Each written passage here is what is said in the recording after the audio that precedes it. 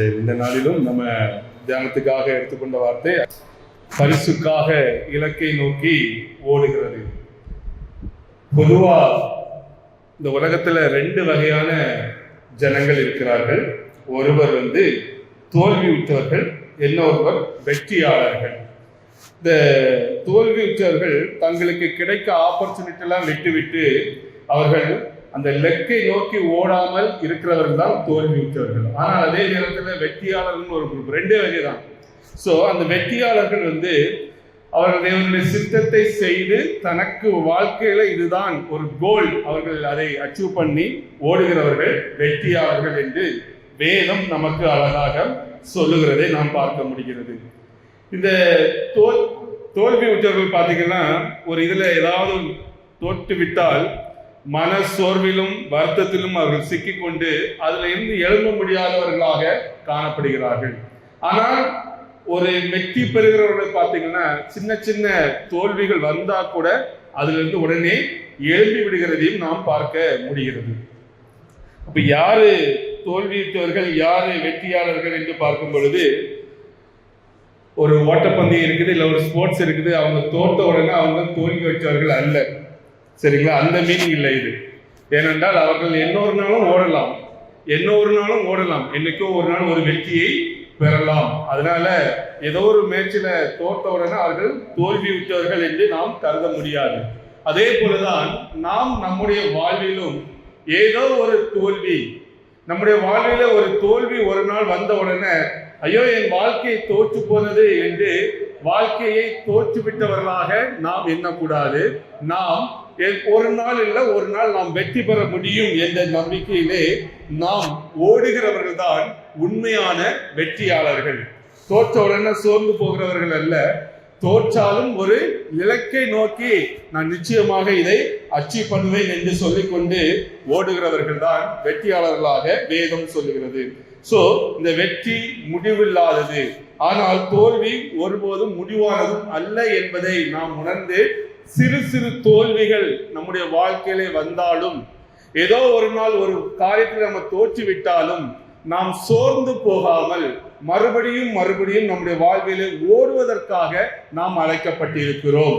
அப்படி நாம் ஓடுகிற பொழுது நமக்கு ஆண்டவர் வெற்றி தர வல்லவராக இருக்கிறார். அதனால தேவனுடைய பிள்ளைகளாக நாம் இன்றைக்கு ஒவ்வொருவருமே வெற்றியாளர்களாக இருக்கிறோம் என்பதை அறிந்து நம்முடைய வாழ்விலே வெற்றி பெறுவதற்கு நாம் ஒவ்வொரு நாளும் பிரயாசப்பட வேண்டும். சோ இததான் அப்போஸ்தலராகிய பவுல் பிலிப்பியர் 3வது அதிகாரத்திலே நாம் பார்க்கும் பொழுது, பிலிப்பியர் 3 நாம் பார்க்கும் பொழுது அவர் 13வது வசனத்திலே பார்க்கும் பொழுது, சகோதரரே அது பிடித்துக் கொண்டேன் என்று நான் எண்ணுகிறதில்லை, ஒன்று செய்கிறேன், பின்னானவர்களை மறந்து முன்னானவர்களை நாடி என்று பவுல் ஆவிக்குரிய ஒரு சத்தியத்தை விளக்குவதற்கு நாம் ஒரு விளையாட்டு போட்டியை ஒரு ஓமையாக எடுத்து இங்கே பேசுகிறார் வசனத்துல. எது என்பதை அவர் பேசுகிறதை நமக்கு எல்லாம் தெரியும். விளையாட்டு போட்டினா என்னன்னு எல்லாருக்குமே தெரியும். அதனால புரிவதற்கு, வாழ்க்கையினுடைய காரியங்களை அறிந்து கொள்வதற்கு அவர் விளையாட்டு போட்டியை ஓமையாக வைத்துக் கொண்டு இங்க பேசுகிறதை பார்க்கிறோம். இதுல என்ன சொல்லுகிறாரு? ஒரு விளையாட்டு என்பது ஒரு கிறிஸ்தவ வாழ்க்கை. அது ரன்னிங்கோ, டென்னிஸோ, ஃபுட்பாலோ, whatever it may be, விளையாட்டு என்பது கிறிஸ்தவ வாழ்க்கை. வீரர் என்பது, அந்த விளையாட்டிலே விளையாடுகிற வீரர் என்பது ஒரு கிறிஸ்தவர். பரிசு என்பது நித்திய ஜீவன். இதுதான் அவர் இந்த வசனத்துல அது ஆவிக்குரிய விதத்தில் அழகாக நமக்கு புரிவதற்காக இங்கே சொல்லுகிறதை நாம் பார்க்க முடிகிறது. அப்ப இன்னைக்கு அவர் நமக்கு சொல்வது என்னன்னா, இந்த ஆவிக்குரிய ஒரு வாழ்க்கையிலே நீங்கள் வெற்றி பெற வேண்டியது ஒரு அவசியமாக ஒவ்வொருடைய வாழ்விலும் இருக்கிறது. நீங்கள் உங்களை ஒரு விளையாட்டு வீரராக கருதி இந்த விளையாட்டு கிறிஸ்தவ வாழ்க்கையிலே நான் நிச்சயமாக வெற்றி பெற வேண்டும் என்ற ஒரு எண்ணத்தோடு நாம் இன்றைக்கு இருந்து நாம் செயல்படுவோமானால், அப்படி முயற்சி செய்கிற ஒவ்வொருவருக்கும் நித்திய பரிசை ஆண்டவர் அளிக்க வல்லவராக இருக்கிறார் என்பதை பவுல் இந்த வசனத்தின் மூலம் நமக்கு பேசுகிறார். நம்ம விளையாட்டு போட்டிகளில் ஒரு ரன்னிங், ஒரு ஓட்டப்பந்தயம் இருக்குது என்றால், அந்த ஓட்டப்பந்தயத்துல ஓடுகிற பொழுது பின்னால பார்த்து ஓட முடியாது. அப்படி ஓடணும்னா கீழே விழுந்துரும். சைடுல பார்த்தும் ஓட முடியாது. ஓடுனா நம்மளால சரியா ஓட முடியாது, கீழே விழுந்துருவோம். அப்போ சாதாரண ஒரு ஓட்டப்பந்தயம், ஒரு நம்ம ஓடுகிறதுலயே நமக்கு ஒரு இலக்கு கொடுக்கப்படுகிற ஒரு பவுண்டரி, ஒரு லைன் போட்டிருப்பாங்க. அதை நோக்கி ஓடினாதான் பக்கத்துல யார் இருக்கிறான்னு பார்க்காம ஒரே எய்ம், அந்த கோலை நாம் ரீச் பண்ண வேண்டும், அந்த லைனை நாம் தொட வேண்டும் என்ற ஒரே குறிக்கோள் யார் வைத்து ஓடுகிறார்களோ அவர்கள் தான் ஓட்டப்பந்தயத்துல ஜெயிக்க முடியும். இதேதான் வாழ்க்கைக்கும் நமக்கு பொருந்தும். நமக்கு பின்னால நாலு விதத்தை பேசுவாங்க. நமக்கு கடந்த கால வாழ்க்கையில ஏதோ நடந்திருக்கும். இதெல்லாம் நாம் தூக்கி சுமக்கிறவர்களாக இந்த கவலைகள் எல்லாம் நாம் மனசுல வைத்து ஓடிக்கொண்டு இருந்தோமானால் நாம் ஓடுகிற இந்த வாழ்க்கையிலே ஓட முடியும், ஜெயிக்க முடியாது. பவுல் சொல்லுகிறார், நாம் ஓடுகிறவராக அல்ல வெற்றி பெறுகிறவர்களாக மாற வேண்டும். அப்படி என்றால் பின்னால் இந்த காரியங்கள் எல்லாம் நாம் மறந்து நம்முடைய கவனம் எப்பொழுதும் முன்னாக நாம் வைத்து ஓடுகிற பொழுது நம்முடைய வாழ்விலே வெற்றி கிடைக்கும் என்பதை பவுல் அழகாக இங்கே நமக்கு சொல்லுகிறதை நாம் பார்க்க முடிகிறது. அதனால இன்னைக்கு நாம் நம்முடைய வாழ்விலே ஒரு குறிக்கோளோடு நாம் இன்னைக்கு வாழ கடமைப்பட்டிருக்கோம். இதுவரைக்கும் எப்படி இருந்தோமோ தெரியல. இன்றையிலிருந்து நமக்கு தேவை ஒரு குறிக்கோள். எனக்கு ஒரு வாழ்க்கை இருக்கிறது, அந்த வாழ்க்கையில ஒரு ஓட்டம் இருக்கிறது, அதில் நான் வெற்றி பெற வேண்டும். இந்த 3 தான் நம்முடைய காரியம். வாழ்க்கை இருக்கிறது எல்லாருக்கும் தெரியும். அந்த வாழ்க்கையில ஓடிதான் ஆக வேண்டும் என்பது நமக்கு தெரியும். வெற்றி பெற வேண்டும் என்ற ஆசையும் நோக்கமும் இலக்கும் வேண்டும். அதை நோக்கி ஓடுகிறவர்களாக இருக்க வேண்டும். வாழ்க்கையில எத்தனை பிரச்சனைகள் வந்தாலும், எத்தனை போராட்டம் இருந்தாலும், நம்முடைய எண்ணம் பிரச்சனைகளிலும் போராட்டங்களில் இருந்தால் தோற்று விடுவோம். இது எல்லா மனுஷனுடைய வாழ்க்கையிலும் உள்ளது. அப்போ நம்முடைய குறிக்கோள், நான் எதற்கு வந்திருக்கிறேன், என்னுடைய நோக்கம் என்ன, நான் அந்த இலக்கை அடைய வேண்டும் என்ற ஒரு குறிக்கோள் நம்முடைய வாழ்க்கையில இருக்குமானால் இந்த பிரச்சனைகள், இந்த மேடம் அவங்க அக்கா போட்டாங்க இல்லையா இந்த மெழுகுத்திரி, அந்த ஊசி, இதே மாதிரி நம்ம வாழ்க்கையில அநேக பிரச்சனைகள் நம்ம குத்தி கொண்டுதான் இருக்கும். நாம் கிறிஸ்துவின் துணையோடு தீபத்தோடு ஓடுகிற பொழுது ஒன்றொன்றாக அந்தந்த சமயங்களிலே கீழே விழுந்துவிடும். நாம் எரிந்து பிரகாசிக்கிறவர்களாக ஒவ்வொருவருமே மாற முடியும். அதனால இன்னைக்கு ஒரு குறிக்கோளோட நீங்களும் நானும் ஓட அழைக்கப்படுகிறோம். அதுதான் பவுல் முதலாவது இந்த 13வது வசனத்திலே சொல்கிறார், பின்னானவைகளை மறந்து என்று. சோ இன்னைக்கு பின்னானவைகளை மறந்து என்று சொல்லுகிற பொழுது எதை மறக்க வேண்டும்? ஒரு மனுஷனுக்கு வசதி இருக்கலாம், அதை நினைத்து கொண்டு ஓடினால் தோற்று விடுவோம். வசதிகளையும் நினைக்க கூடாது. இல்ல பழைய நம்ம வாழ்ந்த ஒரு காலத்துல நமக்கு ஒரு கசப்பான அனுபவம் இருக்கலாம், எல்லாருக்கும் இருக்கும். ஏதோ ஒரு கசப்பான அனுபவம், ஒரு கசப்பான வாழ்க்கையில மறக்க முடியாத சில காரியங்கள், இதையெல்லாம் நம்ம தூக்கி சுமந்தால் நாம் தோற்றவர்களாக மாறிவிடுவோம், நம்முடைய வாழ்க்கையில தோற்று விடுவோம். அப்போ இன்னைக்கு பவுல் சொல்லுகிறது என்னன்னா, இந்த மாதிரி ஒருத்தர் ஓடுகிற பொழுது இந்த மாதிரிப்பட்ட பாரங்களை நம்ம வாழ்க்கையில ஏற்கக்கூடாது. ஒன்று கவலை, எல்லா மனுஷனுக்கும் உரியது. ஒன்று பாவம், இன்னொன்று போராட்டம். எல்லாரும் தொடர்கிறது. இது இல்லாத எந்த மனுஷனுமே இந்த உலகத்துல கிடையாது. சோ இது எல்லாம் ஒரு மனுஷனை பின்தொடர்ந்து கொண்டே இருக்கும். என்னதான் கிறிஸ்தவ வாழ்க்கை வாழ்ந்தாலும் கூட, என்னதான் நம்ம எவ்வளவு வாழ்ந்தாலும் கூட, இந்த 3ம் ஒவ்வொரு நாளும் ஒரு மனுஷனை தொடரும். எனக்கா இருந்தாலும் தொடரலாம் செய்யும். அப்ப நாம் ஓட வேண்டிய ஓட்டத்துல இந்த மாதிரிப்பட்ட பாரங்களை தூக்கி சுமந்தோமானால் ஓட முடியாது. ஒரு ஓட்டப்பந்த வீரன், அவனுக்கு களத்துல 3 கல்லை கட்டி விட்டா எப்படி ஓட முடியும்? ஓட முடியாது இல்ல. ஒவ்வொரு கல்லும், அதுக்குதான் ஏஐல போட்டு கஷ்டப்பட்டு டிசைன் பண்ணிருக்கோம். ஒவ்வொரு கல்லும் ஒவ்வொரு பிரச்சனை. சோ இதை நாம் தூக்கி சுமக்கிறவர்களாக ஓடக்கூடாது. இதையெல்லாம் கொஞ்சம் போட்டு விட்டு பின்னால வைத்துக் கொண்டு முன்னாக நாம் ஒரு வெளிச்சத்தை நோக்கி ஓடுகிறவர்களாக நாம் இருக்கிற பொழுது, பின்னான காரியங்களை மறந்து நாம் ஓடுகிற பொழுது நம்முடைய வாழ்க்கையிலே நமக்கு வெற்றி கிடைக்கும். ஏனென்றால் நான் என்ன பேசினாலும் சரி, எப்படி இருந்தாலும் சரி, இந்த பிரச்சனைகள் எல்லா நாளும் தொடரும். ஒவ்வொரு மனுஷனுக்கும் ஏதோ விதத்துல ஒரு கவலை வரதான் செய்யும். ஒவ்வொரு மனுஷனுக்கும் பாவ இச்சைகள், பாவத்தை தூண்டுகிற காரியங்கள், பொல்லாத மாமிச காம இச்சைகள், பாவ இச்சைகள், பொருளாசைகள், எத்தனையோ பிரச்சனைகள் இருக்கிறது. பார்க்கும்போது வரும். இதை விட்டுக்கிட்டு ஓடுகிற ஒரு அனுபவம் வேண்டும். போராட்டம் ஏதோ ஒருவேளை நம்மளுக்கு கண்ணுக்கு தெரிந்த போராட்டமும் இருக்கிறது, கண்களுக்கு தெரியாத ஆவிக்குரிய போராட்டமும் மனுஷனுடைய வாழ்விலே இருக்கிறது. இதையும் நாம் ஜெயிக்க அழைக்கப்பட்டிருக்கிறோம். அப்ப இதையெல்லாம் நம்முடைய வாழ்க்கையில வரும் என்பது நமக்கு தெரியும். எல்லாருக்கும் வருகிறது, பேசுகிற எனக்கும் வருகிறது, உங்களுக்கும் நிச்சயமாக வரும். தூக்கி சுமந்தால் தோற்று விடுவோம். இதை விட்டு விட்டு ஓடுகிற பழக்கம் வர வேண்டும். நமக்கு நம்முடைய முதல் படி கிறிஸ்துவுக்குள் வெற்றி பெறுவதற்கு இப்படிப்பட்ட காரியங்களை நாம் விடுகிற அனுபவம் வேண்டும். அதற்கு கிறிஸ்து தான் துணை புரிய வேண்டும். என்னால முடியாது, உங்களாலே முடியாது. இதையெல்லாம் ஜெயித்த ஒருவர், சிலுவையிலே ஜெயித்த ஒருவர் இருக்கிறார். அவர் உள்ளே வந்தால் இந்த காரியங்கள் உள்ளே வராது. அவர் இங்கே உள்ளே இல்லை என்றால் இது எல்லாம் எல்லா மனுஷனுக்குள்ளேயும் வந்துவிடும். அது யாராக இருந்தாலும் சரி, எல்லாம் வாலிப வயசை தாண்டி வந்தவன் தான் நான், எல்லாத்தையும் பார்த்தவன் தான் நானும். ஆனா இன்னைக்கு இதையெல்லாம் விடுவதற்கு என்னால வாலிப வயசுல முடியல, 30 வயசு வரை முடியல. ஆனால் அதன் பிறகு முடிந்தது. அதன் பிறகு ஏன் என்றால் இந்த வார்த்தைகள் எனக்குள் வந்தது, கிறிஸ்து எனக்குள் வந்தார். நான் இதெல்லாம் விட்டு விட்டு ஓடுவதற்கு இன்றைக்கும் ஆண்டவர் எனக்கு உதவி செய்கிறார். அதுதான் நான் உங்களிடம் சாட்சியாக சொல்லுகிறேன். அதுதான் இன்னைக்கு வாலிபர்களுக்கு நாம் சொல்ல வேண்டிய கடமை. நம்ம எந்தெந்த காரியங்களை கஷ்டப்பட்டு ஜெயித்தோமோ அதிலே நாம் வெற்றி பெறுவர்களாக இன்னைக்கு மற்றவர்களையும் வெற்றி பெற வைக்க வேண்டும் என்ற ஒரே எண்ணம் தான். அதனால இன்னைக்கு நாம் இப்படிப்பட்ட பின்னான காரியங்களை நாம் மறந்து இன்னைக்கு நாம் ஓட வேண்டும். அதே போல என்ன ஒன்று, பெருமைப்படுகிற காரியம். நான் நல்லா படித்திருக்கலாம், இல்ல நான் ஒரு பெரிய பிசினஸ் பண்ணலாம், பணக்காரனா இருக்கலாம். இது பெருமைப்படக்கூடிய காரியம் உலகத்துல. இந்த பெருமைப்படக்கூடிய காரியம் நம்முடைய வாழ்வில இருந்தாலும் வெற்றி பெற முடியாது. வாழ்க்கையில சம்பாதிக்கலாம், அதெல்லாம் வெற்றி. வாழ்க்கையில நிறைய படிக்கலாம், அதெல்லாம் வெற்றி. வாழ்க்கையில தேவை, மனுஷனுக்கு தேவை சந்தோஷம். வாழ்க்கையில நிம்மதி, சந்தோஷம் எப்பொழுதும் நம்மளால் மற்றவருக்கு பிரோஜனமான ஒரு வாழ்க்கை. என்னை பார்த்து ஒருத்தன் வாழ வேண்டும் என்ற ஆசை வருது இல்ல, அன்னைக்குதான் என் வாழ்க்கை வெற்றி பெற்று இருக்குது. இவரை மாதிரி வாழணும் ஐயா, இவரை போல சந்தோஷமா இருக்கணும், அப்படி ஆனா இவரை போல பணக்காரனா இருக்கணும், இவரை போல பிசினஸ் பண்ண, அது இல்ல. அது நிறைய பேர் இருக்காங்க, அம்பானி கூட இருக்கிற, அவருக்கு நமக்கு ஏதாவது சம்பந்தம் உண்டா? இல்ல. ஆனால் கேட்கணும், ஒரு பெரிய பிரச்சனைகள் வருகிறது, அது தாங்க முடியாத பிரச்சனைகளாக இருக்கும், நம்மளால தூக்கி சுமக்க முடியாத ஒரு பிரச்சனைகளாக இருக்கும். அதுல சமாதானமாக இருக்க கற்றுக்கொள்ள வேண்டும். அதிலே மற்றவர்களுக்கு சாட்சிகளாக இருக்க கற்றுக்கொள்ள வேண்டும். நாம் மற்றவர்களை போல துக்கித்து அழுகிறதுக்கு அல்ல.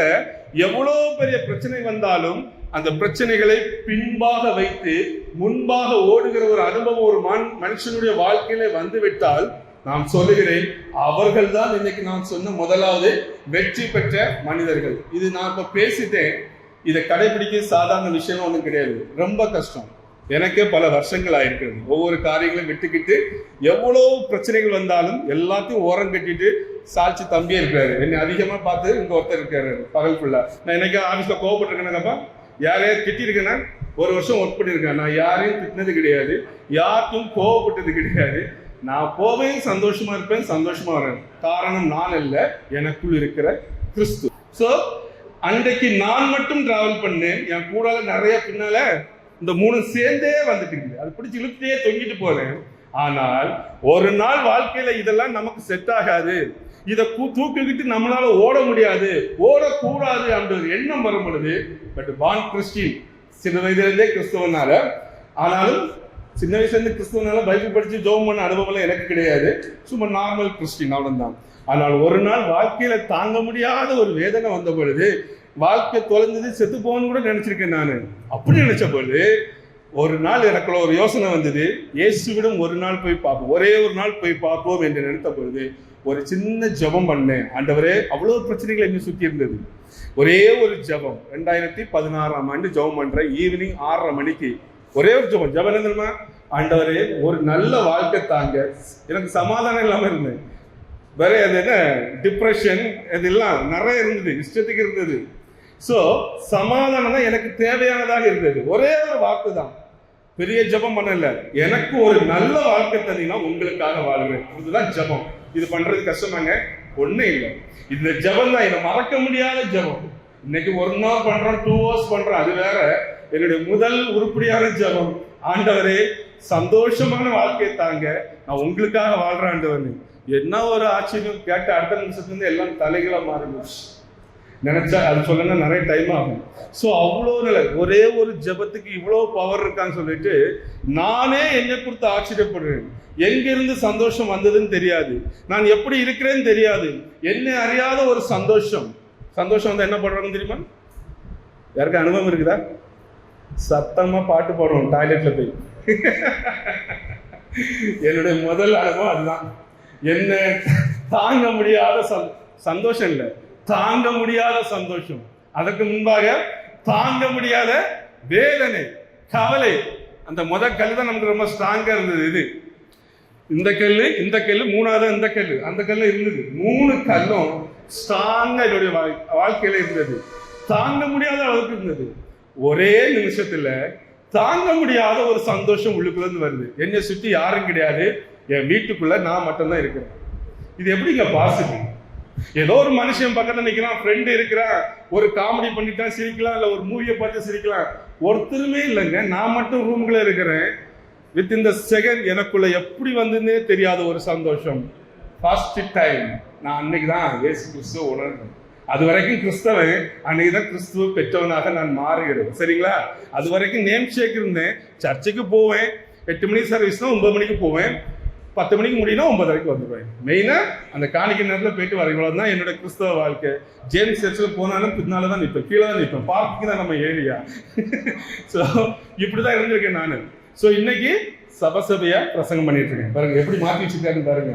ஸோ இதுதாங்க இந்த பழைய காரியங்கள் எல்லாம் வெட்டிக்கிட்டு என்னைக்கு நான் முன்னானவைகளை நோக்கி ஓட வேண்டும் என்று ஆசைப்பட்டனோ பெரிய முயற்சி எடுக்கல. ஒரு நிமிஷம் தான் என் வாழ்க்கையில நான் எடுத்த முயற்சி. அந்த முயற்சி இவ்வளவு தூரம் சக்சஸ் ஆகி உங்க முன்பாக நின்று பேசுற அளவுக்கு மாற்றி இருக்குன்னா அது எவ்வளவு பெரிய வாழ்க்கை என்பதை நாம் இன்றைக்கு அறிந்து கொள்ள வேண்டும்.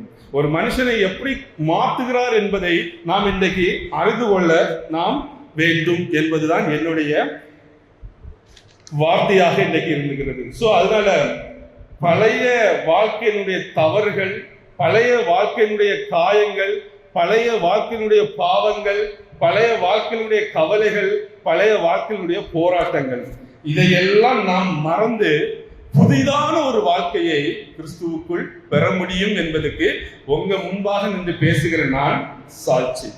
ஸோ இதை வந்து படிச்சுட்டு புக்கு படிச்சுட்டு நான் நின்று பேசல, என் வாழ்க்கையில நடந்ததுதான் உங்கள்கிட்ட நான் சொல்லிட்டு இருக்கேன். ஸோ அதனால பின்னானவர்களை மறந்து முன்னானவர்களை நோக்கி ஓட கிறிஸ்து அழைக்கிறார். அதற்காக நான் அன்னைக்கு இப்படி இருந்தேன் அப்படி இருந்தேன் அதையே இப்ப நினைக்கிறது இல்லை. எனக்கு இப்பொழுது ஒரு புதிய கோல். எதை பற்றியும் கவலை இல்லைங்க, ஒன்னே ஒண்ணுதான். இந்த தமிழ்ல ஒரு வார்த்தை சொல்லுவாங்க, என்ன, யான் பெற்ற இன்பம் வையகம் பெருக. இல்லையா? அது எதுல உள்ளதுன்னு தெரியல, படிச்சிருக்கேன், ஸ்கூல்ல படிச்சிருக்கேன். சரி, அதே தான் ஒரு கோல். நாம் பெற்ற ஒரு சந்தோஷம், துக்கத்தின் மத்தியிலும் கஷ்டத்தின் மத்தியிலும் அந்த சந்தோஷம் 4 பேர் அடையணும். அதை நான் எப்படி பெற்றோனோ அதை தான் நான் சொல்லி கொண்டிருக்கேன். அதுக்கு தான் இந்த மீட்டிங், வேற ஒன்றும் இல்லை. சரிங்களா? ஸோ நான் பெற்ற சந்தோஷத்தை உங்களோட கூட பகிர்ந்து கொண்டு இருக்கிறேன். அதனால நம்ம முதல்ல செய்ய வேண்டியது பிலிப்பியர் 3ஆம் அதிகாரத்திலே பவுல் சொன்னது போல பின்னானவைகளை மறந்து முன்னானவைகளை நாடி ஓட வேண்டும். ஸோ முன்னானவைகளை நாடி ஓட வேண்டும் என்றால் முதலாவது பழைய காரியங்களை மறக்க வேண்டும். இது திரும்பி கூட பார்க்க கூடாது. முடியலையா ஜெபம் பண்ணிட்டு வாங்கிடுங்க. முடியாதவங்களுக்கு தான் நான் முதல்ல சொன்னேன், ஜெபம் பண்ணா முடியும், அதுக்கு நான் சாட்சி. ஸோ இதை மறந்துட்டு முன்னானவர்களை நோக்கி ஓட வேண்டும் என்றால் நம்முடைய வாழ்விலே அர்ப்பணிப்பும் ஒரு முயற்சியும் ஒரு முன்னோக்கி ஓடுகிற ஒரு தொடர்தல், ஒரு இந்த வெறித்தனமா ஓடுன்னு சொல்றாங்கல்ல, இந்த ஸ்போர்ட்ஸ்ல இருக்கவங்கள பார்த்தா தெரியும். விடியகாலம் 5 மணிக்கு எழும்பி ஓடுவானுங்க, கூட 4 நாயும் ஓடும், அவனும் ஓடும். அந்த கிரவுண்ட்ல பாத்துருக்கீங்களா? நாயை விட அவன் ஸ்பீடா ஓடுவான். அந்த மாதிரி ஓடுவானுங்க. எதுக்குன்னா எப்படியாவது ஜெயிக்கணும் என்கிற ஒரு வெறி, அதற்காக அவர்கள் எடுக்கிற ஒரு முயற்சி, அதற்காக தங்களை அர்ப்பணித்து ஓடுகிற ஒரு வாழ்க்கை. இதுதான் கிறிஸ்தவ வாழ்க்கையிலும் நாம் கிறிஸ்துவுக்குள் நம்மை அர்ப்பணித்து ஒரு முயற்சி எடுத்து ஓடுகிற பொழுது அந்த வாழ்க்கை ஆசீர்வாதமானதாகும். அந்த வாழ்க்கையிலே முதலாவது அவர் தருகிறது பணம் இல்லை, முதலாவது அவர் தருகிறது அவருடைய சமாதானத்தை தந்து நடத்துகிறார். அந்த சமாதானத்தை தந்து உங்களுக்குள்ளே ஒரு எண்ணம் வந்துடும், அது வரைக்கும் நான் தோற்றவனாக இருப்பேன், இந்த சமுதாயத்தால் புறக்கணிக்கப்பட்டவனாக இருப்பேன், ஐயோ எல்லாருக்கும் குடும்பத்தாருக்கு பாரமாக இருப்பேன், நண்பர்கள் என்னை பார்த்தால் ஓடுவார்கள் என்று இருந்த வாழ்க்கை, என்னைக்கு முன்னானவைகளை நீங்கள் நோக்கி ஓட ஆரம்பிக்கிறீங்களோ அன்னைக்கு உங்கள் வாழ்க்கையில ஒரு வெற்றி பின்னாலேயே தொடரும்.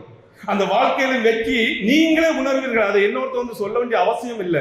உங்கள் உள்ளம் பேசும், நான் வெற்றி உள்ள ஒரு வாழ்க்கை வாழ்கிறேன், என் வாழ்க்கை வெற்றியாக முடியும், நான் ஒரு பெரிய காரியத்தை அச்சீவ் பண்ணுவேன், எனக்கென்று ஒரு பணி இருக்கிறது, இதை முடிப்பேன், இதை செய்வேன், இதில் நான் வெற்றி பெறுவேன் என்ற ஒரு வாழ்க்கையிலே வெற்றி பெறுகிற ஒரு எண்ணம் நமக்குள் டீஃபால்ட்டா வந்துடும். அது யாரும் சொல்லித்தர முடியல, உள்ளால இருக்கிறவரே நமக்குள்ள உணர்த்துவார், நீ வெற்றி பெற்றவன். நான் முதல்ல ஒண்ணு சொன்னேன்ல, தொடர்ச்சி ஒண்ணு சொன்னேன், ரெண்டு பேருக்கு தான் போட்டி சொன்ன மாதிரி ரெண்டே இந்த மனுஷன் தான், ஒண்ணு வெற்றியாளர்கள், ஒண்ணு தோற்றவர்கள். அப்போ முதல்ல நீங்கள் முன்னோக்கி ஓட உங்கள் வாழ்க்கையை அர்ப்பணிக்கிற பொழுது, எப்படியாவது இந்த வாழ்க்கையில நான் ஜெயிக்க வேண்டும், இந்த வாழ்க்கையில நான் தோற்றுவிடக்கூடாது என்று ஒரு முயற்சி எடுக்கிற பொழுது உங்க மனசாட்சி சொல்லும், நீ வெற்றி பெற்றவன்டா, நீ எப்படி வெற்றி பெற்றுவா என்று சொல்லும். அது மட்டுமல்ல, இது சாதாரண வாழ்க்கையில கிறிஸ்துவோடு வாழும் பொழுது 10 வருஷம் கழிச்சு என்ன நடக்க போதோ அது இன்னைக்கு உங்ககிட்ட பேசுவார்.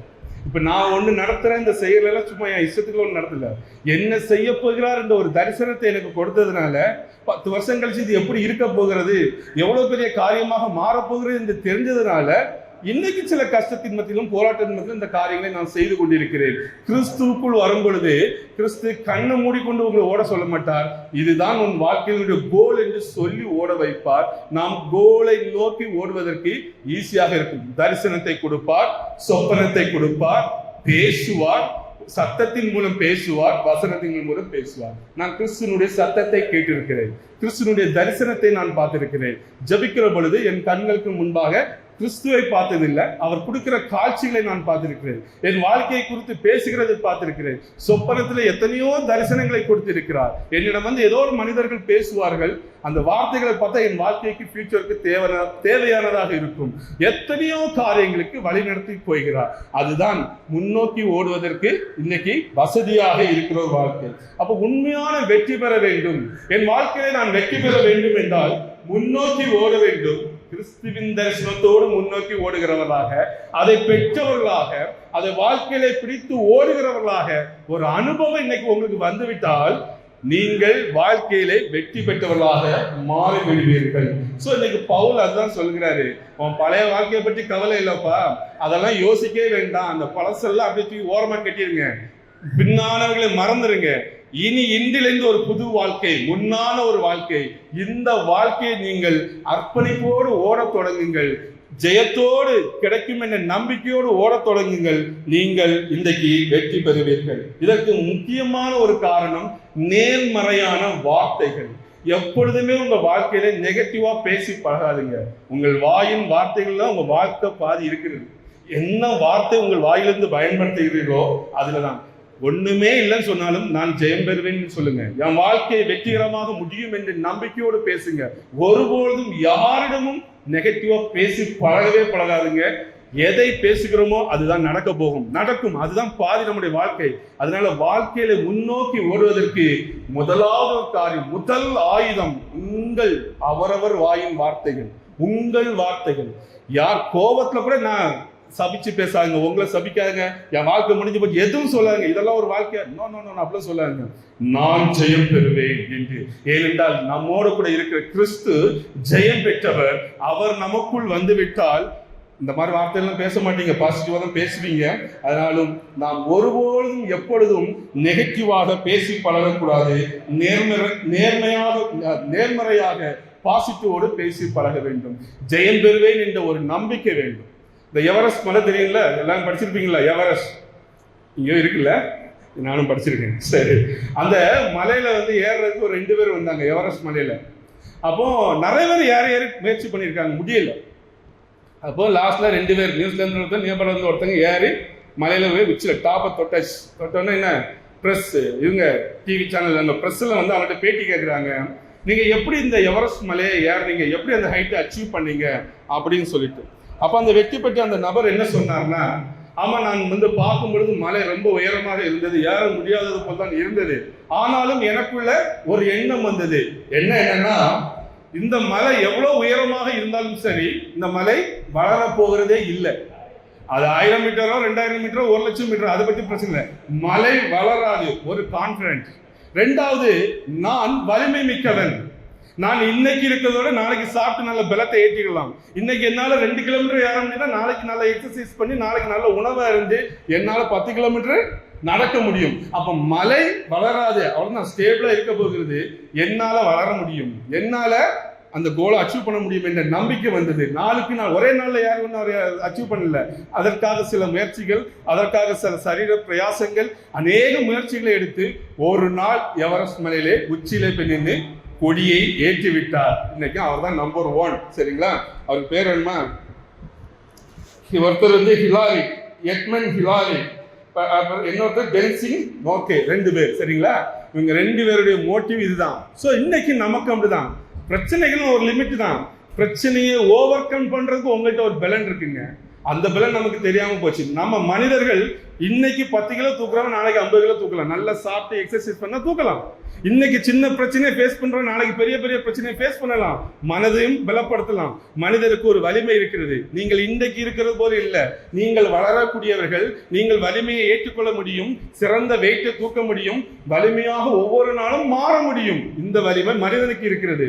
பிரச்சனைகள்லாம் அவன்தான். ஒரு பிரச்சனைனா அந்த பிரச்சனை அவன்தான், மலை அவன்தான், கடல் அவன்தான். ஆனா நாம் அப்படி கிடையாது. எதையும் சாதிக்க ஆண்டவர் நமக்கு கிருபை கொடுத்திருக்கிறார். அதனால நாம் சோர்ந்து போகாமல், எந்த சூழலிலும் சோர்ந்து போகாமல், என்னால முடியும், என்னால வெற்றி பெற முடியும், இந்த வாழ்க்கையை கடந்து செல்ல முடியும். அது எவ்வளவு பெரிய போராட்டமாக இருந்தாலும் சரி, எவ்வளவு பெரிய வியாதியாக இருந்தாலும் சரி, எத்தனை பிரச்சனைகளாக இருந்தாலும் சரி, மனதில் பிரச்சனை, சரீரத்தில் பிரச்சனை, what ever it may B, I can win. இந்த ஒரு ஸ்லோகன் உங்களுக்குள்ளாக இருக்குமானால், நான் வெற்றி பெறுவேன், நான் வெற்றியாளர், நான் தோற்பதற்கு இந்த உலகத்திலே பிறக்கவில்லை, நான் வெற்றி பெற பிறந்தவன், இந்த ஒரு கோல் இது உங்க மனசுக்குள்ள இருக்குமானால் உங்களால வெற்றி பெற முடியும். எப்பொழுதுமே சொல்லி பழகுங்கள். நேர்மையான வார்த்தைகள், வெற்றி பெறுவேன் என்ற ஒரு பாசிட்டிவான ஒரு வார்த்தைகள் உங்கள் உள்ளத்திற்குள்ளிருந்து வரும் என்றால் நீங்கள் வெற்றி பெற முடியும். சோர்ந்து போகிற மனுஷன் வெற்றி பெறவே முடியாது. சோர்ந்து தூங்குகிற மனுஷனால் எழும்பி நடக்க முடியாது. பிரச்சனைகளை பார்த்து பயப்படுகிறவன், மனுஷர்களை பார்த்து பயப்படுகிறவன், இல்லை நோய்களை பார்த்து சோர்ந்து போகிறவன் வெற்றி பெறவே முடியாது. எந்த பெரிய பிரச்சனைகளும் நீங்கள் ஒரு கான்பிடண்டா ஒரு காரியத்தை உங்க மனசுல இருந்து உருவாக்கிட்டீங்கன்னா அதுவே உங்களுக்கு ஒரு பெரிய வெற்றியை கொடுக்கும். எல்லாத்தையும் காரணம் இந்த மனசு தாங்க, இந்த பலன் இல்லை. இதெல்லாம் ஒன்றும் பண்ண முடியாது. 1000 கிலோ தூக்குனாலும் மனசு சோர்ந்து போச்சுன்னா போய் படுத்துருவான் மனுஷன். அதான் மனுஷன். மனசுக்கு இந்த பலன் முக்கியம் இல்லை, இங்க இருக்க பலன் வேணும். இது இருந்தாதான் ஒரு மனுஷன் வாழ்க்கையில வெற்றி பெற முடியும். இன்னைக்கு பெரிய பெரிய பிசினஸ் மேன்லாம் என்ன ஜிம்முக்கு போய் பாடி ஏற்றினவங்களா? இல்ல இல்ல, எல்லாம் இவ்வளவு தான் இருக்காங்க. சில முக்கா சைஸ்ல இருக்காங்க. அப்ப அவங்க எல்லாம் எப்படி வெற்றி பெற்றார்கள் வாழ்க்கையில என்றால் ஒரு கான்பிடன்ஸ், மனசுல வந்த ஒரு பலன். அதுதான் மனசுக்கு இன்னைக்கு தேவை. சோ உங்க ஆத்துமால ஒரு பலன் வேண்டும். அப்ப உங்க ஆத்துமால பலன் வேணும்னா உங்க ஆத்தும நேசர் உங்களோட கூட இருக்க வேண்டும். உங்க ஆத்தும நேசர் யாரு? எஸ், அவர் உங்களோட கூட இருக்கும் பொழுது, ஆத்தும நேசர் உங்களுக்குள் இருக்கும் பொழுது, உங்களோட கூட இருக்கிறவர் இல்ல, உங்களுக்குள் வாசம் பண்ணுகிறவர், உங்களுக்குள் இருந்து சகல சத்தியத்துக்குள்ளும் சகலத்தையும் சொல்லி வழிநடத்துகிறவர் பலனை கொடுப்பார், அறிவுரை கொடுப்பார், உங்களுக்கு என்ன செய்யணும் என்பதை திட்டத்தை கொடுப்பார். எல்லாவற்றையும் அவர் செய்து முடிக்கிறவர் உள்ளே இருக்கும் பொழுது, நீங்கள் அவரிடம் ஆலோசனை கேட்கும் பொழுது உங்கள் வாழ்க்கை வெற்றி பெற்றதாக முடிகிறது ஆகும். அதே போல முன்னோக்கி செல்லுகிற பொழுது இரண்டாவது கவனமாக இருக்கணும். அவசரப்பட்டு முடிவெடுக்க கூடாது. அவசரப்பட்டு எந்த காரியத்தையும் நாம் செய்து விடக்கூடாது. அவசர புத்தி இருந்தாலே அந்த மனுஷன் உருப்படவே முடியாது. எந்த காரணம்? ரொம்ப பொறுமையா ஆலோசனை பண்ணி 1க்கு 2 ட்ரிப் உங்க மனசுல யோசனை பண்ணி ஒரு காரியங்களை நீங்க செய்கிற பொழுது நீங்கள் வெற்றி பெற்றவர்களாக மாறுவீர்கள். சோ அதனால இன்னைக்கு நீங்கள் வெற்றி பெற வேண்டும் என்றால், நீங்கள் உயரும் பொழுது, வெற்றி பெறும் பொழுது உங்களுக்கு முதலாவது வருகிறது ஜனங்கள் 10 பேர் பக்கத்துல நின்னா மச்சான் நீ விண்மணியோட, அதல்ல. நீங்கள் ஒரு ஓட்டத்தை ஆரம்பிக்கும் பொழுது, நீங்கள் வாழ்க்கையில முன்னேற நினைக்கிற பொழுது முதலாவது வருகிறது தடை, முதலாவது வருகிறது பிரச்சனை, முதலாவது உங்கள் வாழ்க்கையில வருகிறது சோதனை. இந்த சோதனையும் இந்த பிரச்சனைகளையும் இந்த தடைகளையும் ஜெயிக்காத மனுஷன் வாழ்க்கையில ஜெயிக்கவே முடியாது. நீங்கள் ஜெயித்தவர்கள் என்று சொன்னால் ஏதோ ஒன்று ஜெயிக்கணுமே. அது என்னது? இந்த மாதிரி வெறியர் தான், தடைகள் தான். இதை ஜெயித்தாதானே என் வாழ்க்கையில நான் ஜெயித்துன்னு சொல்ல முடியும். அதனால இன்னைக்கு பிரச்சனைகள் இருக்குதா, சந்தோஷப்படுங்க. போராட்டம் இருக்குதா, சந்தோஷப்படுங்க. இதை வெற்றி பெறுவதற்கு தான் ஆண்டவர் என்னை அழைத்திருக்கிறார். ஐ கேன், என்னால முடியும். இந்த வார்த்தையை ஒருபோதும் உங்க மனசை விட்டு எடுத்துடாதீங்க. என்னை பலப்படுத்துகிற கிறிஸ்துவினாலே எல்லாவற்றையும் செய்ய எனக்கு பலன் உண்டு. பலனே இல்லைனாலும் நம்புங்க, வரும்.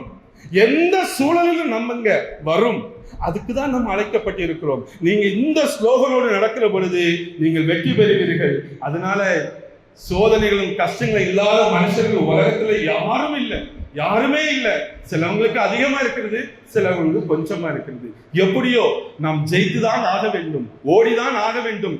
ஜெயம் பெறுவதே நம்முடைய வாழ்க்கையினுடைய தலையாய கடமையாக இருக்கும் பொழுது வெற்றி பெறுவதற்கு என்னென்ன சிந்தனைகள் வருதோ அதை செய்யுங்க.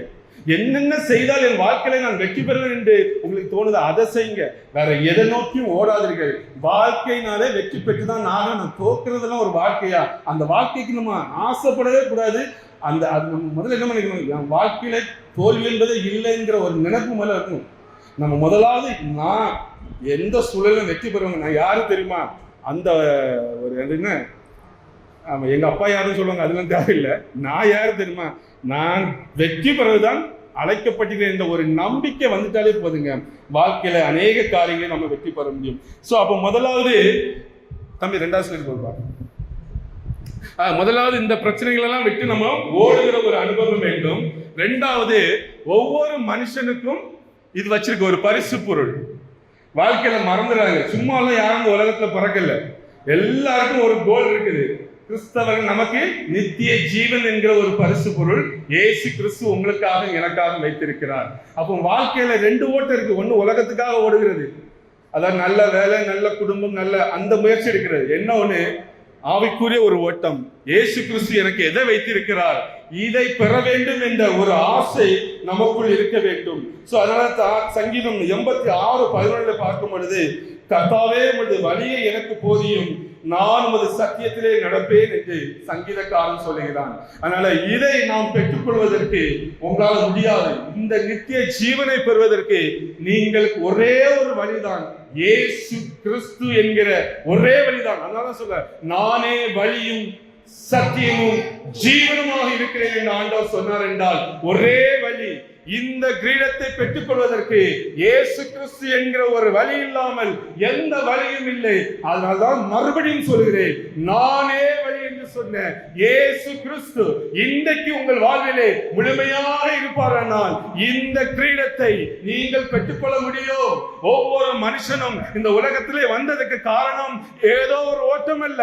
அந்த கிரீடத்தை பெறுவதற்கு, நித்திய ஜீவன் என்கிற அந்த கிரீடத்தை பெறுவதற்கு தான் நீங்களும் நானும் அழைக்கப்பட்ட இருக்கிறோம். மனிதன் எப்பொழுதுமே இரட்டை மனசுள்ளவன். எல்லா மனுஷனுக்குள்ள ஒரு பிரச்சனை இருக்குமா? இரட்டை மனது.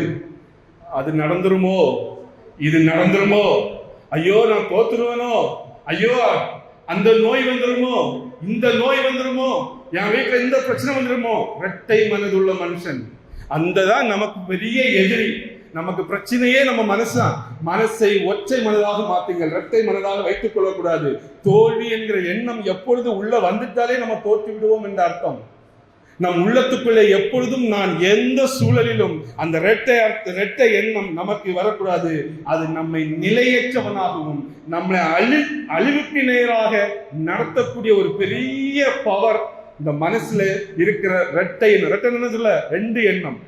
கொஞ்ச நேரம் நல்லா யோசிப்போம், கொஞ்ச நேரத்துல யோசிப்போம், நம்ம வாழ்க்கை சீக்கிரம் முடிஞ்சிருமா, நம்மளுக்கு நல்ல எதிர்காலம் ரொம்ப கஷ்டம் போல இருக்கு, நம்மள மாதிரி ஒரு மாதிரி பேசுறாங்களே, நமக்கெல்லாம் எங்க நல்ல வாழ்க்கை கிடைக்க போகிறது, ஐயோ நமக்கு எங்க இந்த ஒரு குடுப்பனை இருக்க போகுது, நம்மளாம் இப்படிதான் இப்படியே பிறந்து இப்படியே போயிட வேண்டியதான். இப்படிப்பட்ட தேவையில்லாத இரட்டை மனசு தான் காரணம் நம்முடைய தோல்விக்கு என்பதை அறிந்து, தாவீதை போல சங்கீதக்காரன் கேட்டது போல, கர்த்தாவே உம்முடைய வழியை எனக்கு போதியும் என்று 2 வழி அல்ல, ஒரே வழிதான். அது தெய்வீக வழி. அந்த வழியை பெற்றுக்கொண்டவன், அந்த வழியை கேட்டு வாங்கி கொண்டவனுக்கு ஒரே ஒரு வழிதான். அது பெற்றுக்கொள்ளாதவங்களுக்கு பல வழிகள். அங்க ஓடுனா ஜெயிச்சிடலாமா, இங்க ஓடுனா ஜெயிச்சிடலாமா, இங்க ஓடுனா ஜெயிச்சிடலாமான்னு சொல்லிட்டு ஒரு மனுஷன் ஒரு பாதையில ஓட முடியும், 10 பாதையில ஓடக்கு ரெடியா இருப்பாங்க. இப்படி இப்படி ஒருத்தங்க பிசினஸ்ல ஒருத்தர் இப்படி சொன்னா அந்த பிசினஸ்ல போகலாம், ஒருத்தர் இப்படி சொன்னா இந்த பிசினஸ், ஒருத்தர் சொன்னா இப்படி. எங்க போறன்னு அவனுக்கே தெரியாது. காற்றிலே அடிபடுகிற ஒரு செடி நாணலை போல மனிதன் காணப்படக்கூடாது. எப்பொழுதும் ஸ்ட்ராங்காக இருக்கும். இதுதான் என் வழி. அதற்காக 10 வருஷம் நான் காத்திருந்தாலும் பரவாயில்லை, இப்ப இல்ல இன்னும் 10-15 வருஷம் எனக்கு கிடைச்சாலும் பரவாயில்லை. என் வழி இதுதான், இந்த வழியில தான் நான் பிரயாணம் பண்ண வேண்டும், இதுதான் எனக்கு அவர் வைத்த வழி என்று யார் ஒருவன் ஒரே வழியில நடக்கிறதுக்கு போக்கஸா இருக்காங்களோ அவங்களுக்கு தோல்வி என்பதே கிடையாது. இன்னைக்கு நம்முடைய வாழ்க்கையில இருக்க பெரிய பிரச்சனை, ஒரு வழியுமே தெரியாம, எந்த வழியில நடக்கணும்னு தெரியாம ரெட்ட மனது உள்ளவர்களாக ஒரே குழப்பம், வாழ்க்கையில ஒரு முடிவெடுப்பதற்கு தெரியாத ஒரு குழப்பத்துல நம்ம இன்னைக்கு இருக்கிறனால தான் அநேக வாழ்க்கையில ஒரு தோல்வி. அது சின்ன பிள்ளைகளா இருந்தாலும் சரி, பெரியவர்களாக இருந்தாலும் சரி, எல்லாத்துக்கும் ஒரு வழிதாங்க. யாரா இருந்தாலும் படிப்பா இருந்தாலும் ஒரு மனுஷனுக்கு ஒரு படிப்பு தான். அட்ட நேரத்துல டாக்டர் ஆயிட்டு இன்ஜினியர் ஆக முடியாது. டாக்டர்னா அந்த ஃபீல்ட்ல பேர வேண்டியதான், அதை கண்டுபிடிக்க தான் கஷ்டம். மனுஷனுக்கு பிசினஸ் தான் ஒண்ணுதான், ஒரு ஃபீல்ட்ல தான் ஒரு மனுஷன் சைன் பண்ண முடியும். 10 பிசினஸ்ல மைண்ட்ல ஏறாது. அதை கண்டுபிடிக்கல தான் நம்முடைய சேலஞ்சே இருக்குது. பிசினஸ் பண்றது ரெண்டாவது, முதலாவது எனக்கு என்ன பிசினஸ், முதலாவது எனக்கு என்ன வேலை, என்னுடைய வாழ்க்கை இது, இதை கண்டுபிடிப்பதில் தான் நம்முடைய வெற்றியே இருக்கிறது. இதை கண்டுபிடிப்பதற்கு தாவீது சொன்னது போல உம்முடைய வழியை எனக்கு போதியும் என்று கேட்டார்ல, அங்க கேட்டு பெற்றுக் கொள்கிறவர்களுக்கு தான் ஒரு வழி, அது வெற்றியுள்ள வழி, அதுதான் உங்கள் வழி, அதுதான் நானே உங்களுக்கு வழியும் சத்தியமும் ஜீவமா இருக்குன்னு சொன்ன அவருடைய வழி. அந்த வழியை தேடி கண்டுபிடிக்கிறதற்கு இன்னைக்கு உங்க வாழ்க்கையை நீங்கள் அர்ப்பணிங்கள். சோ தாவீது ஒரே ஒரு வழியிலே அவர் போக்கஸ் பண்ண ஒரு மனிதன் யாருன்னா தாவீது. ஏன்னா ஒவ்வொரு நிமிஷமும் கேட்கிறாரு, நான் என்ன செய்யணும், நான் என்ன செய்யணும், நான் என்ன செய்யணும், கேட்டு கேட்டு டிராவல் பண்ண ஒரு வாழ்க்கை. அவருடைய வாழ்க்கையின் மையம் ஒன்றே ஒன்றுதான். அது என்னன்னா அந்த பரிசு. இதை நோக்கி ஓடுவதுதான் தாவீதினுடைய மைய நோக்கம். அவர் வேற ஒரு ஆசையும் அந்த மனுஷனுக்கு எனக்கு தெரிஞ்சு இருந்த மாதிரி தெரியல. 1-2 வாழ்க்கையில இருந்தது போற போக்குல, ஆனாலும் இதை சரியாக அறிந்து கொண்ட ஒரு மனுஷன் தாவீது. அதனால தாவீதினுடைய ஒவ்வொரு நோக்கமும் இந்த ஜீவ கிரீடத்தை நோக்கியே இருந்தது. அந்த மனிதனுடைய ஒரே நோக்கம் கிறிஸ்துவுக்குள் கிடைக்கப்படுகிற அந்த பரலோக அழைப்பும் அந்த கிறிஸ்துவின் சாயலை பெற்றுக்கொள்கிறதான அந்த உன்னதமான ஒரு நோக்கம் தான் அன்றைக்கு எல்லா பரிசுத்தவான்களுக்கும் இருந்தது. அது இன்றைக்கு நம்முடைய வாழ்விலும் இருக்குமானால் நாம் நிச்சயமாக வெற்றி பெற்றவர்களாக நீங்களும் நானும் காணப்பட முடியும். சோ ஒவ்வொரு நாளும் புது நாள், ஒவ்வொரு நாளும் புதிய ஓட்டம் ஒரு மனுஷனுக்கு. அதனால இன்னைக்கு நாம் ஒவ்வொரு நாளும் பிரிசியஸா ரொம்ப முக்கியத்துவம் கொடுத்து, ஒவ்வொரு நாளையும் முக்கியத்துவம் கொடுத்து, இந்த நாளுக்குரிய ஓட்டம் என்பது விடிய கால 4 மணிக்கு எழுப்பி நீங்க காத்திருப்பீர்களானா தேவ சமூகத்துல அந்த நாளுக்குரிய ஓட்டம் உங்களுக்கு கொடுக்கப்படும். அந்த ஓட்டம் வெற்றிகரமாக இருக்கும். ஏதோ பிறந்தோம், ஏதோ வாழ்ந்தோம், எதுக்கு இந்த வாழ்க்கை, அப்படி கிடையாது. அவர் நோக்கத்தோடு தான் படைத்திருக்கிறார். அதை அறிந்து ஓடுங்க. ஒருவேளை தெரியலங்க, போக்கஸ் இல்லைன்னா வாங்க, நான் ஜோம் பண்றேன், உங்களுக்கு சொல்லிக் கொடுக்குறேன், வேற ஒன்றும் இல்லை. சோ அதனால அந்த ஓட்டத்தை நோக்கி நீங்கள் ஓடுகிறவர்களாக நீங்கள் ஒவ்வொருவருமே காணப்பட வேண்டும். சோ இன்னைக்கு உங்கள் வாழ்க்கையிலே இவ்வளவு நேரம் பெற்ற வாழ்க்கையில வெற்றி பெறுவதற்கு வழியை பார்த்தோம். இந்த வெற்றி பெறுவதற்கு இந்த பரிசை பெறுவதற்கு என்ன பண்ண வேண்டும் என்றால், அது இயேசு கிறிஸ்துவை பின்பற்றுகிற பொழுது உங்கள் வாழ்விலே ஈஸியாக இந்த வாழ்க்கை ஈஸியாக உங்களுக்கு கிடைக்கிறதை பார்க்க முடிகிறது. சோ நீங்கள் விசுவாசத்துடன், நல்ல கவனிச்சுங்க, விசுவாசத்துடன் நடக்கும் பொழுது, கிறிஸ்துவின் மீது விசுவாசமாக நடக்கிற பொழுது நீங்கள் தனியாக நடக்கவில்லை, 2 பேராக நடக்கிறீர்கள். புரியுதுல்ல? எங்க விசுவாசிப்போம்? கையிலேயே, கண்ணிலே, மூக்கிலையா? இருதயத்துல தான் விசுவாசிப்போம். அவர் இருதயத்திலே வாசம் செய்கிறவர். அப்ப இருதயத்துல ஒரு காரியத்தை, அவரை விசுவாசித்து நீங்கள் நடக்கிற பொழுது ஒன்னே ஒன்று நினைச்சுக்கிடுங்க, நீங்கள் தனியாகவே நடக்கவில்லை. நான் என் இருதயத்திலே யாரை விசுவாசித்திருக்கனோ அவர் எனக்குள்ள இருக்கிறார். நான் தனிமையாக இல்லை, நாங்கள் 2 பேராக நடக்கிறோம். நானே வழியும், நானே சத்தியமும், நானே ஜீவனுமாக இருக்கிறவர் என்னோட கூட நான் விசுவாசிக்கிற பொழுதெல்லாம் நான் தனியாக இல்லை, என்னோட கூட சேர்ந்து அவர் நடக்கிறதுனாலே என் வழி என்னுடையதல்ல, அவருடையது. அவர் எனக்கு காட்டுவார், நான் ஜெயம் பெறுவேன் என்ற ஒரு பெரிய நம்பிக்கை அவரை பின்பற்றுகிற பொழுதுதான் நமக்கு வருகிறது. இதெல்லாம் விசுவாசத்துல தான் வருகிறது. வேற ஏதோ காரியத்தை செய்து இல்ல காசு கொடுத்து, காணிக்கை கொடுத்து, பணம் கொடுத்து வருகிறது இல்ல வாழ்க்கையின் வெற்றி. இதெல்லாம் விசுவாசத்திலே நமக்கு கிடைக்கிறதான மிக பெரிதான ஒரு ஆசீர்வாதம். ஒரு சின்ன ஸ்டோரி. இது பேர் ஆர்ச்சரி இல்லையா, தமிழ்ல வில் வித்தை தானே, வில் வித்தை. அப்போ இவர் ஒரு ஸ்டூடெண்ட், இவர் வந்து ஒரு குரு. சும்மா ஒரு கற்பனை கதை தான், சரியா? ஏஐல போட்டு டிசைன் பண்ணி வச்சிருக்கோம். ஓகே. ஸோ இங்க பார்த்தீங்கன்னா இவர் அடிக்க வேண்டிய இந்த ஆரோ, அந்த எண்ட் பாயிண்ட் வந்து இங்க உள்ள இருக்குது, அந்த ஆரோ விடணும், வில் வித்தை விடணும். ஆனா அது தெரியல. ஏன்? கிளவுடு, இது பனிமூட்டம் சார், அது இருக்கிறதுனால அவருக்கு வந்து ஆரோ விடணும், பட் தெரியல. அந்த பனிமூட்டம் அங்க இருக்கிறது, அதனால தெரியல. அப்போ அவர் போய் கேட்கிறாரு, யார்கிட்ட? குருட்ட போய் கேட்கிறாரு. குருன்னா அவருடைய டீச்சர். அவர்கிட்ட போய் கேட்கிறாரு, எனக்கு ஆரோ விடணும், ஆனா என்னால விட முடியல, அங்க எனக்கு கோல் தெரியல, அந்த ஆரோ விடக்கூடிய அந்த பாயிண்ட் எனக்கு தெரியலன்னு சொன்ன உடனே அவர் சொல்றாரு, சரி அதோட அடுத்த வீட்டுக்கு போவா. அவர் சொல்றாரு, அதை ரெண்டாவது பார்க்கலாம். நீ முதலாவது ஒரு காரியத்துல வெற்றி பெற வேண்டும், ஒரு ஆரோ விடணும்னா ஜேம்ஸ் வந்து தான் தெரிஞ்சிருக்கும். முதல்ல என்ன பண்ணுவது தெரியுமா? ஸ்ட்ரெச்சிங் பண்ண சொல்லுவாரு. டான் நீங்க வந்து இங்க பண்ணுவார்ல, ஆரோ விடணும்னா ஒரு 10-15 நிமிஷம் எக்ஸசைஸ் பண்ண சொல்லுவார் பசங்களை. ஏன்னா ஆரோ விடணும்னா இந்த இடம் ஸ்ட்ராங்கா இருக்கணும், இங்க ஸ்ட்ராங்கா இருக்கணும், செஸ்ட் கொஞ்சம் ஸ்ட்ராங்கா இருக்கணும், இருந்தால் தான் இப்படி இழுத்து விட முடியும், சரிங்களா? அதனால அவர் இந்த ஸ்ட்ரெச்சிங் எக்ஸசைஸ்லாம் பண்ண சொல்லுவாங்க. ஸோ அவர் என்ன சொல்றாருன்னா, அதை ரெண்டாவது பார்த்துக்கலாம். நீ முதல்ல ஒரு ஆரோவை சரியா பண்ணு, உன்னுடைய ஸ்ட்ரென்தனை கரெக்ட் பண்ணு, முதல்ல ஒன்னிய சரி பண்ணு. அது ஒரு டைம் வரும், அப்போ விட்டுக்கலாம். நீ ஆயத்தமாக இரு. எனக்கு கோல் இல்லை, என் வாழ்க்கையில கோல் தெரியலங்க, நான் எல்லாம் ஒன்றும் பண்ண மாட்டேன்னு இல்லை. நீ எப்பொழுதுமே ஆயத்தமாக இரு. வெற்றி பெறுவதற்கு நீ ஆயத்தமாக நீ இரு. நீ ஆயத்தமா இருக்க, கிளவுடுக்கு எந்த சம்பந்தம் கிடையாது. இல்ல, நீ ஆயத்தமா இருன்னு சொல்லிட்டு அவருக்கு ஆலோசனை கொடுக்குறாரு. உடனே அவர் வந்து என்ன பண்ணாருன்னா, நல்ல அந்த ஆர்ம்ஸ் எல்லாம் நல்ல ஸ்ட்ராங் ஆக்கி அந்த ஆரோ விட்டு அதில் ஸ்ட்ராங்கா போறது மாதிரி அவர் ஆயத்தம் பண்ணி கொண்டிருக்கிறார் சிறுவன். அப்புறமா பாப்பா அடுத்தது பாப்பா, சரி அடுத்தது பண்ணாச்சுன்னா சொல்றாரு, இப்ப நீ விடு, ஏன்னா கிளவுடு கொஞ்ச நேரம் இருக்கும், அப்புறமா போயிடும். ஸோ கிளவுட் இருக்குன்னு நம்ம முடியாது, எப்போ 24 hours 7 இருக்கிறது இல்லை. சரி இப்போ சொல்றாரு, அவர் ரெடி ஆயிடுச்சு, நீ ஆயத்தமா இருக்கிற, இப்போ நீ விடு, கொஞ்சம் தெரியலன்னு பாரு, நம்பிக்கையா விடு, போய் உன்னுடைய ஸ்ட்ரென்தனுக்கு கரெக்டா போகும் என்று ஒரு நம்பிக்கை விடுவார். சின்னதா தெரிஞ்சா கூட ஓகே விட்டுலாம் சொல்லிட்டு அவருக்கு ஒரு நல்ல ஆலோசனை கொடுத்து அவருக்கு ஒரு ஐடியா கொடுத்தோன்னா அவர் இப்போ தம்பி ரெடி ஆயிட்டு தன்னை தயார்படுத்தி கொண்டு அவர் ஆரோ விடுறாரு. அடுத்த பார்ப்பாங்க.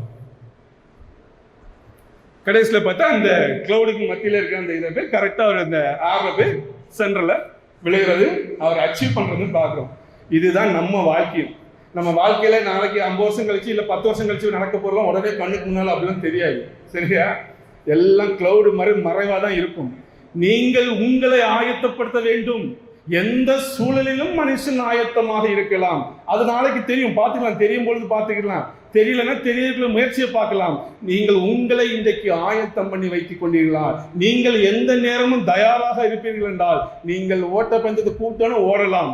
இல்ல அப்படி சோர்ந்து போயிருந்தீங்களா ஜெயிக்க முடியாது. அதனால வாழ்க்கையில ஜெயிக்கணும்னா நமக்கு கிடைக்க போற சான்ஸ் நோக்கி, ஐயோ எனக்கு அது தெரியல இது தெரியல, அந்த சூழல் இல்ல, பணம் இல்ல, அது இல்ல, இந்த மாதிரிப்பட்ட கதை விடுற கதையெல்லாம் இருக்கக்கூடாது. நாம் எப்பொழுதும் தயாராக இருக்க வேண்டும். எந்த சூழலும் எந்நேரமும் நீங்கள் இது தயாராக இருக்க வேண்டும். இதுதான் பவுல் நமக்கு சொல்லுகிறார். எப்பொழுதும் நம்ம ஆயத்தமாக இருக்க வேண்டும் சொல்லிட்டு. ஆண்டவர் எப்போ வருவான்னு தெரியாது. அதனால நீங்கள் வெற்றி பெற வேண்டும் என்றால் எதிராக இருக்கிற காரியத்தை பார்த்து பயந்து ஓடிடாதுங்க. அது ஒரு நாள் எல்லாம் நமக்கு இருக்க பிரச்சனைகள் எல்லாம் மாறிவிடும். இந்த பனி கூட்டத்துக்கு போல உங்களை நீங்கள் ஒவ்வொரு நாளும் காலைதோறும் புதியது, ஒவ்வொரு நாளும் நமக்கு ப்ரெஷியஸ், ஒவ்வொரு நாளும் சூப்பர் டே. நம்ம 24 மணிக்குள்ள நம்மளை எவ்வளவோ இக்விப் பண்ணி நம்ம எவ்வளவோ நம்மளை டெவலப் பண்ண முடியும். ஒவ்வொரு நாளையும் சந்தோஷத்தோடு ஏற்றுக்கொள்ளுங்கள். சந்தோஷத்தோடு இந்த நாளில் நான் என்ன செய்யலாம் என்பதை யோசிங்கள். ஒவ்வொரு நாளும் முயற்சி பண்ணுங்கள். ஒவ்வொரு நாளும் நல்ல ஜெபியுங்கள், வேத வசனங்களை தியானிங்கள். அந்த ஒரு நாள் நீங்கள் ஆயத்தமாக இருக்கிற பொழுது, நேரம் வரும் பொழுது உங்களுக்கான கோலை நீங்கள் அடிப்பீர்கள். நிச்சயமாக அந்த கிரீடத்தை பெறுவீர்கள். இல்லையா? நம்முடைய ஒரே நோக்கம் இது இல்லப்பா, இதுக்கு முன்னால போட்ட ஸ்லைடு கிரீடம் அதுதான். இது ஒரு வாரம் ட்ரைனிங்க வாங்கிக்கலாம், அது வாழ்நாள் முழுவதும் ஓடணும். ஸோ அதனால உங்களை ஆயத்தப்படுத்துங்கள்.